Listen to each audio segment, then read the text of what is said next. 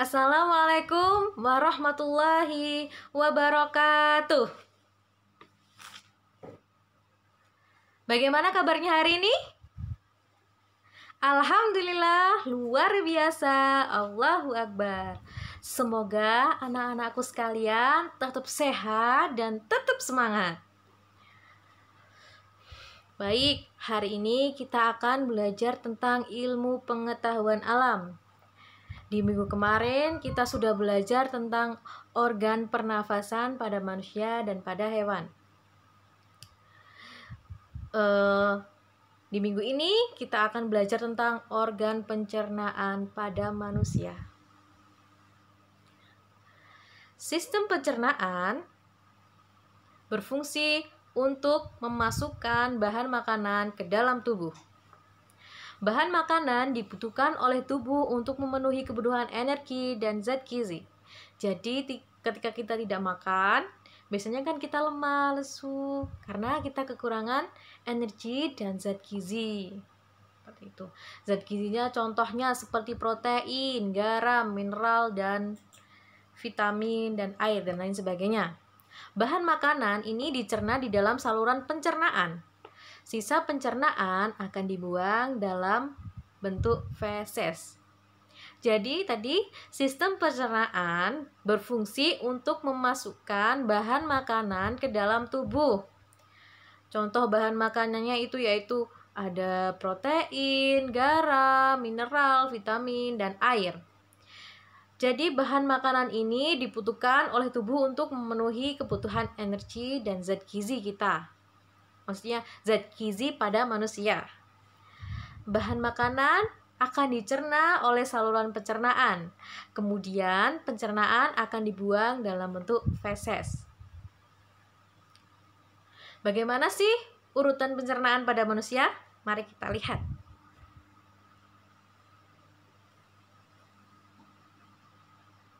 Jadi yang pertama, makanan akan masuk ke dalam mulut. Kemudian ke kerongkongan, lalu ke dalam lambung, kemudian usus halus, usus besar, dan anus.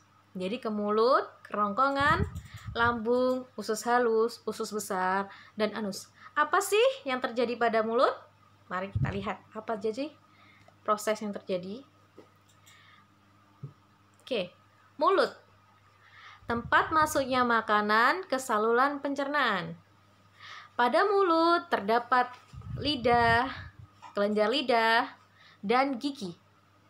Lidah sendiri berfungsi sebagai organ pengecap dan membantu menelan makanan. Yang kedua yaitu kelenjar ludah. Kelenjar ludah itu menghasilkan enzim petialin. Nah, enzim petialin sendiri ini berguna untuk memecah zat tepung menjadi zat gula. Jadi, proses pencernaan yang melibatkan enzim disebut pencernaan kimiawi. Kemudian gigi. Gigi ini berfungsi untuk menghancurkan makanan. Proses penghancuran makanan oleh gigi disebut dengan pencernaan mekanis. Oke, dari sini paham? Nah, sebelumnya ini di sini ada bagian-bagian pada gigi ya. Yang pertama ada gigi taring. Gigi taring ini berfungsi untuk mengoyak makanan. Yang kedua ada gigi seri di depan sini yang berfungsi untuk memotong makanan. Kemudian yang ketiga yaitu gigi geraham. Gigi geraham ini berfungsi untuk menghaluskan makanan. Oke. Sampai di sini paham? Apa penjelasan Ustazah terlalu cepat? Oke, Ustazah ulangi lagi ya. Tadi yang pertama mulut. Mulut itu tempat masuknya makanan ke saluran pencernaan. Nah, pada mulut sendiri terdapat 3. Ada lidah, kelenjar ludah, dan gigi. Lidah sendiri berfungsi sebagai organ pengecap dan membantu menelan makanan.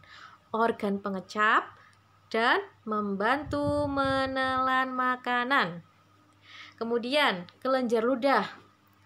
Kelenjar ludah sendiri ini menghasilkan yang namanya enzim petialin.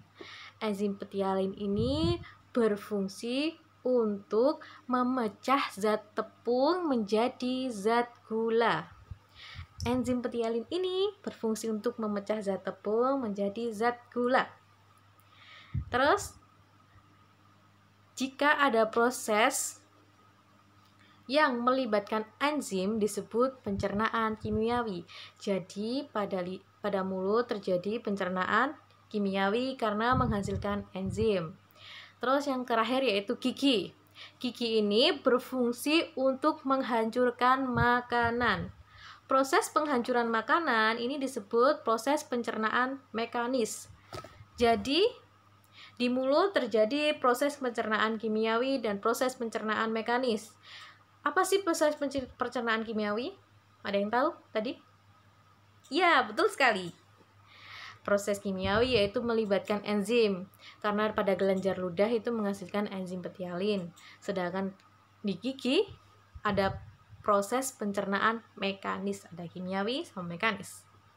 Oke, kemudian selanjutnya tadi ada mulut, kemudian yaitu kerongkongan, esofagus. Ya, pada kerongkongan sendiri yaitu saluran penghubung antara mulut dan lambung. Di sini kerongkongan masuk sampai lambung. Nah, di sini ada gambarnya ya anak-anak ya. Itu yang ada panahnya warna hijau itu namanya bolus. Jadi di kerongkongan terjadi gerak peristaltik, yaitu gerak mendorong makanan menuju lambung. Jadi pada mulut tadi dikunyah, dihaluskan, dimakan, kemudian ditelan. Lah itu tadi saluran penghubung antara mulut dan lambung itu namanya kerongkongan. Nah, di kerongkongan ini terjadi gerak peristaltik, yaitu gerak mendorong makanan menuju lambung. Oke, selanjutnya lambung. Lambung. Di dalam lambung sendiri, makanan mengalami pencernaan mekanis oleh otot lambung dan pencernaan kimiawi dengan bantuan enzim pepsin dan asam lambung. Apa sih itu enzim pepsin? Nah, enzim pepsin sendiri berfungsi memecahkan protein menjadi pepton. Kemudian asam lambung itu berfungsi membunuh kuman dan mengasamkan makanan. Nah, biasanya asam lambung ini disebut asam klorida. Sampai di sini paham? Nanti kalau kurang paham ditanyakan langsung ke ustadzah ya, atau dibaca lagi buku paketnya. Jadi tadi masuk ke mulut, kerongkongan, kemudian ke lambung. Di dalam lambung terjadi pencernaan mekanis oleh otot lambung dan pencernaan kimiawi yang menghasilkan enzim dengan bantuan enzim pepsin. Enzim pepsin sendiri berfungsi memecahkan protein menjadi pepton. Dan asam lambung atau asam klorida itu berfungsi untuk membunuh kuman dan mengasamkan makanan. Sekarang ini usus halus. Tadi udah mulut, terus kemudian mulut, kerongkongan, lambung, kemudian usus halus. Di usus halus sendiri terdapat enzim yang menghasilkan pankreas dan dinding usus. Di dalam usus halus terdapat enzim yang berasal dari pankreas dan dinding usus. Antara lainnya itu ada amilase, maltase, lipase, dan dihasilkan juga cairan empedu yang dihasilkan di hati dan disalurkan ke usus halus untuk mencerna lemak.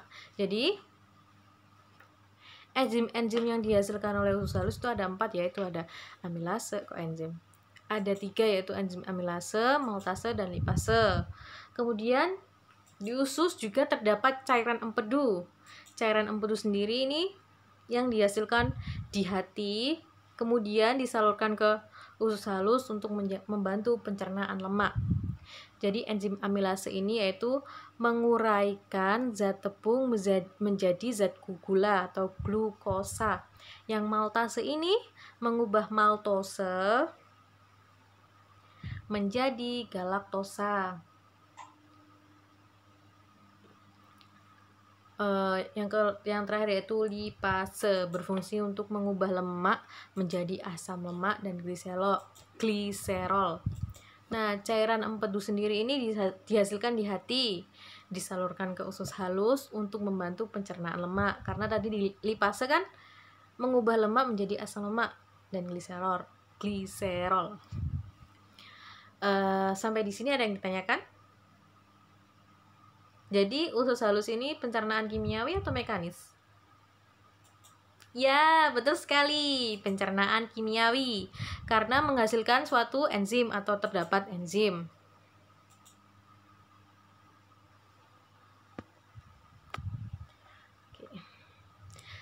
Kemudian ada usus besar. Nah, di dalam usus besar itu terjadi penyerapan air dari sisa-sisa makanan. Kemudian sisa pencernaan mengalami pembusukan oleh bakteri Escherichia coli.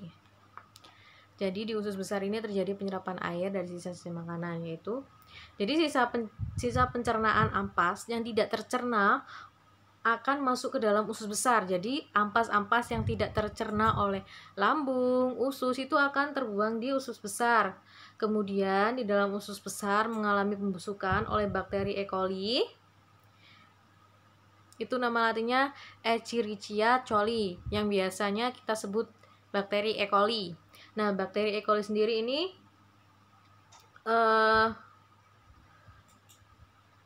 penyebab untuk sisa pencernaan tadi itu mengalami pembusukan karena bakteri E. coli.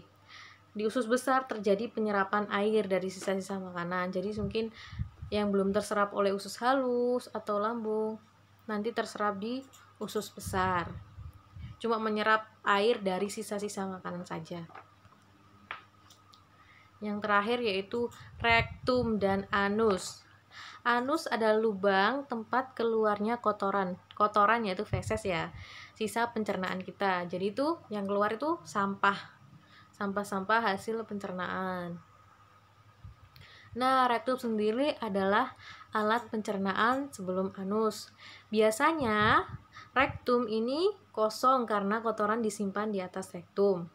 Jika kotoran masuk ke dalam rektum, maka muncul keinginan untuk buang air besar. Jadi kalau pengen buang air besar, kotorannya itu sudah masuk ke rektum. Tuh. Sampai di sini ada yang ditanyakan? Tadi gimana alurnya? Ayo, pertama mulut, kemudian kerongkongan, kemudian lambung, terus kemudian usus halus ya, terus usus besar, kemudian yang terakhir di rektum dan anus. Pintar sekali. Yes, kelas 5 anak-anak hebat semuanya. Nah, ini ada video. Simak.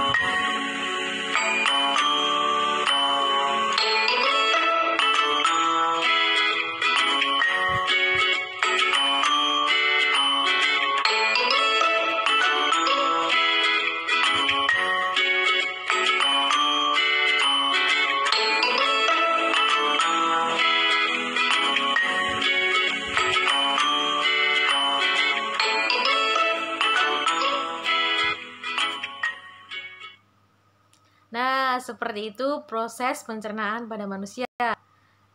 Ustazah ulangi lagi ya, supaya nanti kalian paham.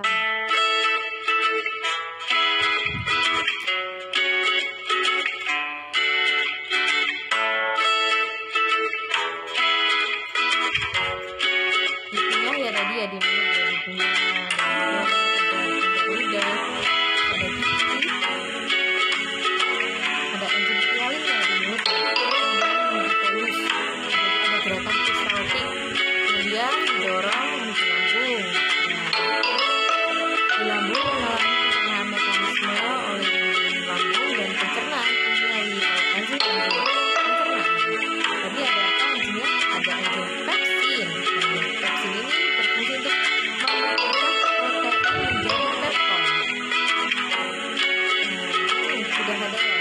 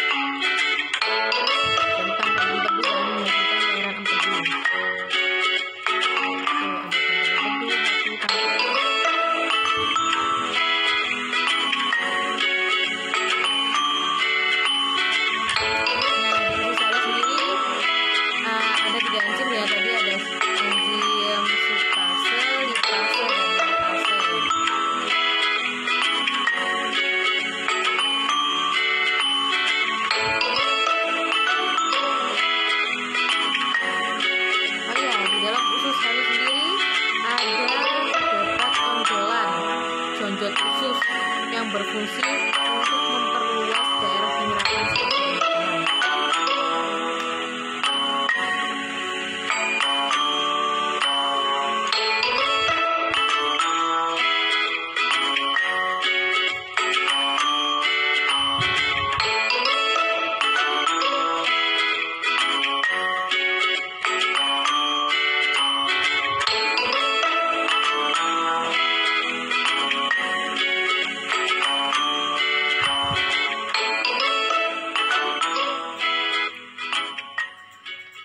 Seperti itu tadi ya proses pencernaan pada manusia.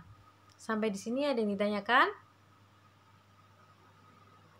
Ya, nanti kalau bertanya bisa chat saja sama Ustazah atau ditanyakan di GC. Oke, alhamdulillah. Itu saja pelajaran pada pagi hari ini. Semoga bermanfaat bagi anak-anak sekalian. Tadi kita review ulang kembali.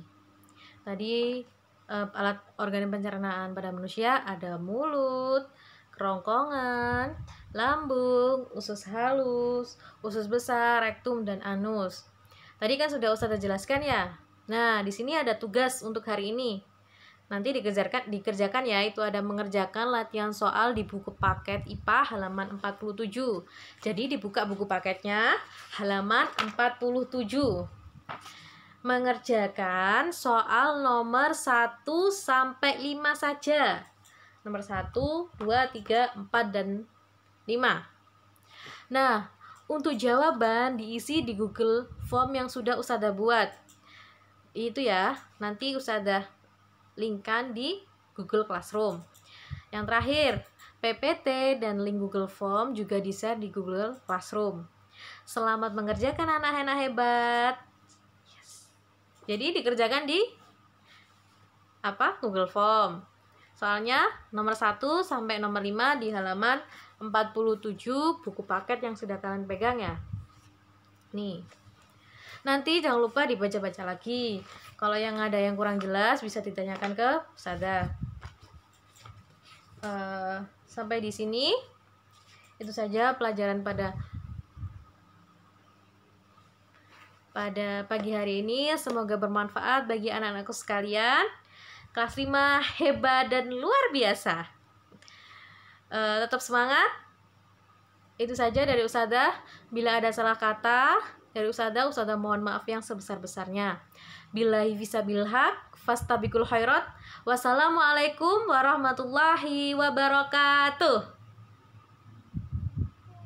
Dadah, selamat belajar. Semangat ya anak-anakku.